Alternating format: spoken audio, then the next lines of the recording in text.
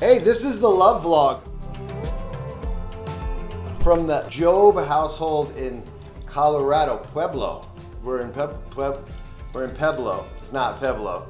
I haven't gotten it right for how many days? 3. Gina's here. She's shooting. Ryan Job is here.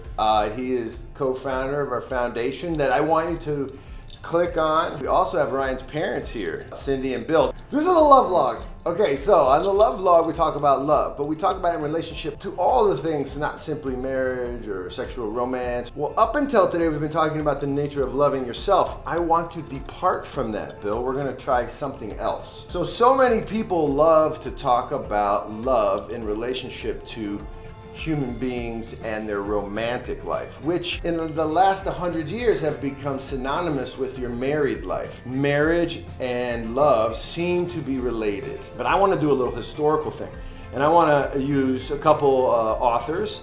Stephanie Kuntz, who wrote a great book on marriage. You can find her book, and then I'm going to use commentary on that book by somebody from the Huffington Post. Her name is Sarah Bobolts. I hope I'm saying that right, Sarah. And she wrote an article, here's why the idea of traditional marriage is, and then the title is actually Bull and You Know What. So the first thing that Sarah Bobolts wants to show you in her article is that marriage has rarely been about love, and I think she's right. And Stephanie Kuntz is right too.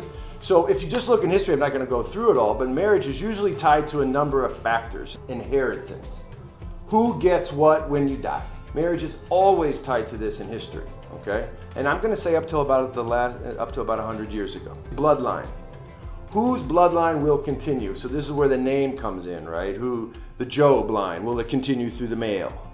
Marriage is always, before it's consummated between two people, bloodlines is always a really important conversation in history. Security, super important. What women will become part of which male family in order that that woman may be protected and kept secure, especially in the fact that she's going to have children. We may not like this today, but I mean, this is it's like saying it's wet when it rains. It's a fact in history. Also, marriage is often tied to sacramental unity. So in various cultures, at various times, in Christian culture, Hindu culture, Buddhist culture, wherever you go in the world, it's tied to some sort of mystical union, some sort of sacrament.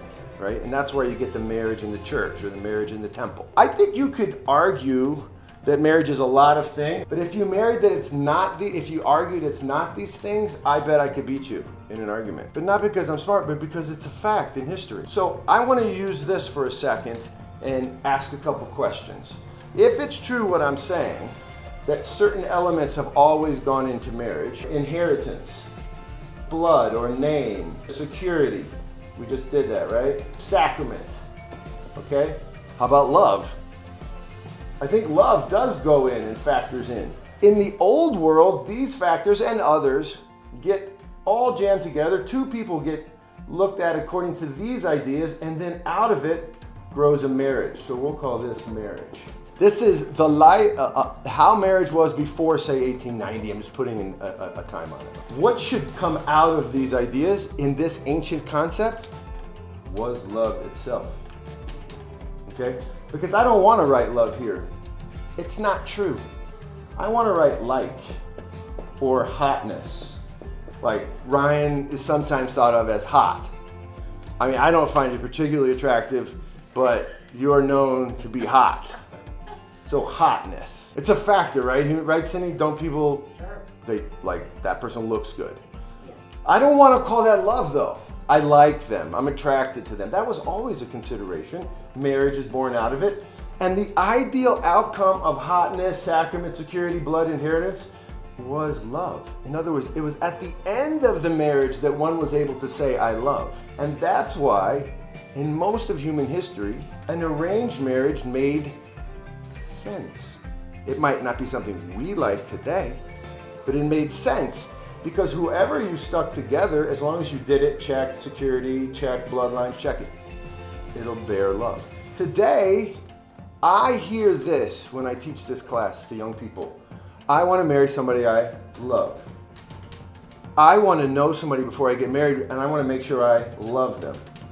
Here's what's really important to me is that they're really, they fill my needs and that they make me feel good about myself. Like that we love each other. Have you ever noticed that love is the primary factor for marriage? If you have it going in, I'm just fascinated with what's coming out of it. And here's what I think, and this is the love log opinion part. If you have love here, I think marriage is not very important in the modern era, and I think that's why marriage totals are going like that. There aren't many people getting married. Check out Europe. 70% of kids in Scandinavian countries are born without marriage because they already have it. They have love in that sense. But I wonder if this thing can withstand time. Will there just simply be no marriage? It's a good question. The articles that I'm talking about, they make a good argument that if marriage really is about love, then traditional marriage is unnecessary. You don't need it. These aren't important. What's the answer? I lean toward this is probably really important on some level. It does matter, these questions. Are they the ultimate question? I don't know, but the love log's just trying to get folks to think. Here's another thing, last thing. When we work overseas, right? You were in Ethiopia. Marriage was like a thing, right? If you had babies and you weren't married, it was probably not that cool, right? It was tough on the kids. In cultures outside of our own, guys, here's the deal. I don't know how to explain it to you. This is alive and well. In Islam, this is highly alive and well.